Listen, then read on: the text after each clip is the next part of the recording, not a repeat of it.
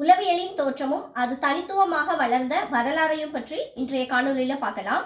உளவியல் என்பது ஆரம்ப கட்டத்துல ஆன்மாவை பற்றி ஆராயக்கூடிய இயல் அப்படின்னு அறிஞர்களால சொல்லப்பட்டுச்சு.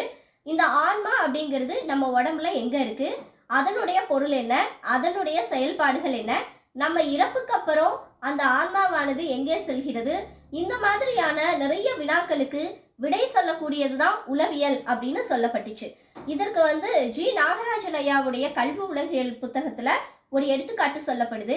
அதாவது, ஒரு கண் பார்வை இல்லாத ஒருத்தர் ஒரு இருட்டு அறையில ஒரு இருட்டு பூனையை தேடினா எப்படி இருக்குமோ அந்த மாதிரி தான் இந்த ஆன்மாவை பற்றிய ஆராய்ச்சி அப்படின்னு சொல்லப்பட்டு காலப்போக்கில் உளவியல் வளர்ந்து ஒரு விஷயம் சொல்லப்படுது.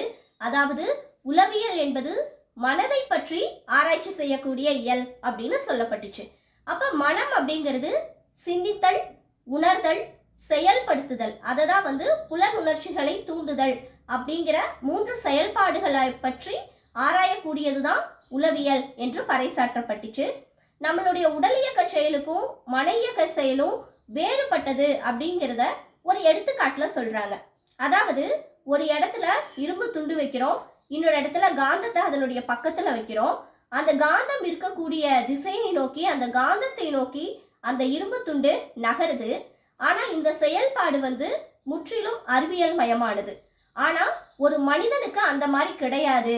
ஏன்னா மனிதன் அறிவியலோடு செயல்படக்கூடியவன், ஆனால் அவன் உணர்ச்சிகளால் பின்னப்பட்டிருக்கக்கூடியவன். அதனாலதான் உளவியல் தேவை அப்படிங்கறதே இங்க சொல்லப்படுது. எப்படி சொல்றாங்க அப்படின்னு நம்ம பார்த்தோம்னா, ஒரு பூனைக்கு முன்னாடி ஒரு தட்டுல பால் நம்ம வைக்கிறோம்.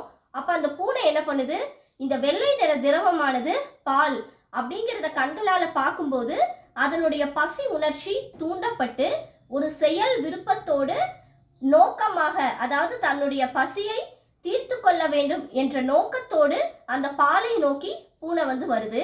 அப்ப அதை போலத்தான், அதாவது அறிவியல் என்பது செயல் விருப்பமோ நோக்கமோ இல்லாதது. ஆனால் மனிதனுடைய உணர்ச்சிகள் என்பது செயல் விருப்பம், நோக்கம், உணர்ச்சி மயமானவன் அப்படிங்கிறத பறைசாற்றக்கூடிய ஒரு ஆராய்ச்சி தான் ஆங்கில நாட்டு அறிஞர் வில்லியம் மக்டூகல் செஞ்ச இயல்புக்கு ஆராய்ச்சி அப்படின்னு சொல்லப்படுது. ஹார்மிக் கொள்கை அப்படிங்கிறத தான் ரொம்ப அழகா இதுல பதிவு செஞ்சிருக்காங்க. நாளைக்கு டிச்னருடைய ஸ்ட்ரக்சரலிசம் பத்தி நாளைய காணொலியில பார்க்கலாம். நன்றி, வணக்கம்.